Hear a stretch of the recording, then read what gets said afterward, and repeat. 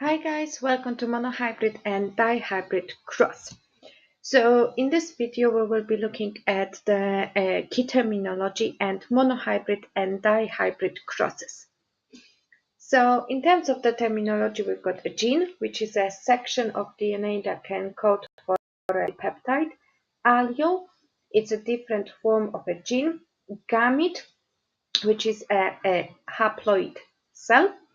Dominant allele, which is represented by capital letter, recessive allele, lowercase letter, homozygous, it's a genotype which is represented by two dominant alleles or two recessive alleles. Heterozygous, it's a genotype which is represented by one of each of those alleles. And here we've got homozygous dominant and homozygous recessive.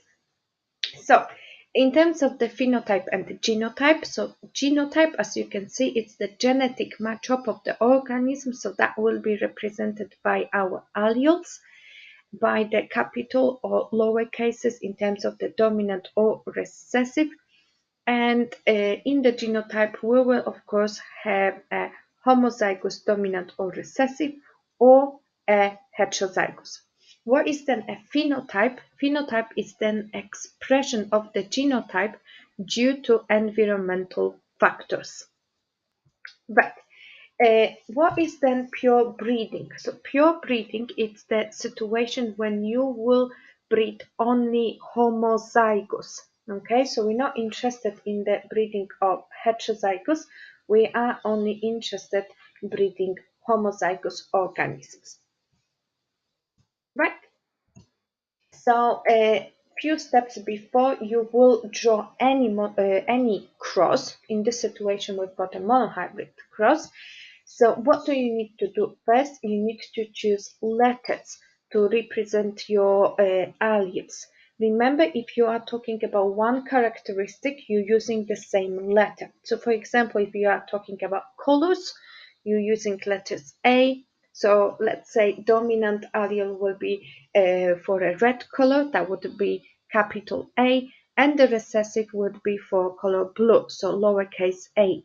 Then if you would like to use different characteristics like a texture, for example, then you will use then different letters, for example, B. So once you've got this sorted, you will need to work out the parental genotypes and the gametes that they will produce. Remember, gametes are haploid, so from the genotype you will only introduce one of the gametes at the time, one of the alleles at the time towards the gamete. And then you will have to draw a Punnett square to work out the offspring and the ratio. Also, you will be asked to work out the phenotypes, so the expression of the genotypes and phenotype and environment, and also you will be asked to work out the genotypes of the offspring. So we will start with the monohybrid cross. So monohybrid cross, it's when you are interested in crossing one characteristic. So for example, a color. What do we, of course, need to do? Firstly, work out the alleles. Secondly, work out the parents. So that's the example. We've got a homozygous parents, one dominant, one recessive, and then the gametes that they will produce. So the first parent will produce two gametes. So each of those, it's a capital G, which stands for the green color. The second parent will produce also two gametes, so a lower G, which stands for the yellow color. So really good idea here. If you're doing a monohybrid cross, you're just chopping this parental genotype in half to get your gametes. So once you've got that, you're doing your Punnett square. So gametes from one parent go on one side and gametes from the other parent goes on the other side, and you join them together with the manner that the capital letter of the same characteristic goes first. So in this situation here, we've got first generation, we've got 100% of the heterozygous. Phenotype for each of them is green because they've got at least one of the dominant alleles, and the genotype is heterozygous.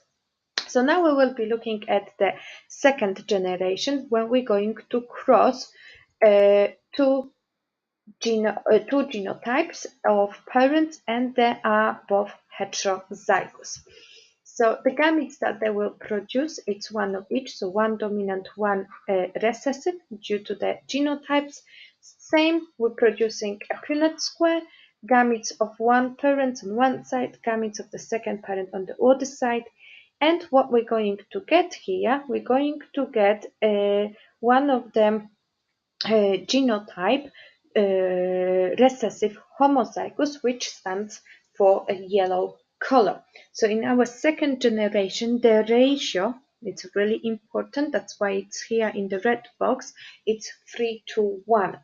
So we are going to get 75% of the green individuals and 25% of the yellow individuals. So that's our phenotypes ratio, it's 3:1, and the genotypes as follow from the table. Right. So now it's time for a dihybrid cross, when we will be crossing two characteristics. So if we're crossing two characteristics, we will have two different letters now, because one of the letters will correspond to the color and the other one will correspond to the texture. In your exam, they could correspond to anything. Okay, so alleles here, we're still using green and yellow. But we're adding the texture here, so we've got smooth and rough.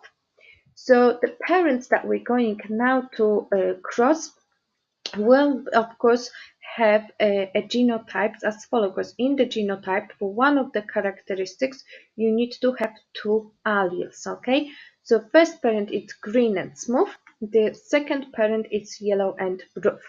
So working out the gametes, it's a little bit difficult because now you've got a bit more gametes. But the really easy step how to do it is you using only the alias for the first characteristic and you drawing the line from that to both of the alias of the second characteristic, and you're doing the same with the allele that you've used of the same characteristic again. So in this situation, when we match them, we're going to get all of the same gametes. All of those will be GS. Okay, of course you could use 4 here. Okay, because you are getting 4 of the same, but I've just put 2 because it's not point repeating them. Same approach for this. Okay, second parent, so we're going to get recessive alleles for both of the characteristics. So what are you doing next? You're putting those in the Punnett square and you're crossing them. And here it's important, I don't know why, but for some reason students always mix it up. Don't mix the letters. So first the alias for the first characteristic, then the other one, with the idea that the capital letter, dominant allele go first. Okay, so those are our genotypes of the offspring. So in this situation, we're going to get 100% heterozygous for both characteristics.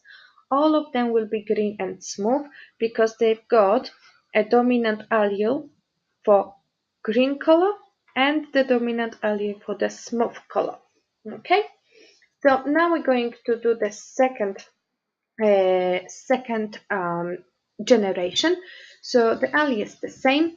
The parents that we're going to use are from the offspring from the first generation. So both are the heterozygous, and again the same approach with producing gametes. So remember, from the first gamete, from the first allele, you're drawing the line to the first allele of the second characteristic, and you're doing the same for the next allele. Then coming back to G again, you're drawing the line to big S and you're drawing the line to little s. So you've got 4 different combinations. Same will be for the second parent because it has the same genotype, so we'll produce same for gametes. So what we're doing next, we're putting those, of course, in a Punnett square.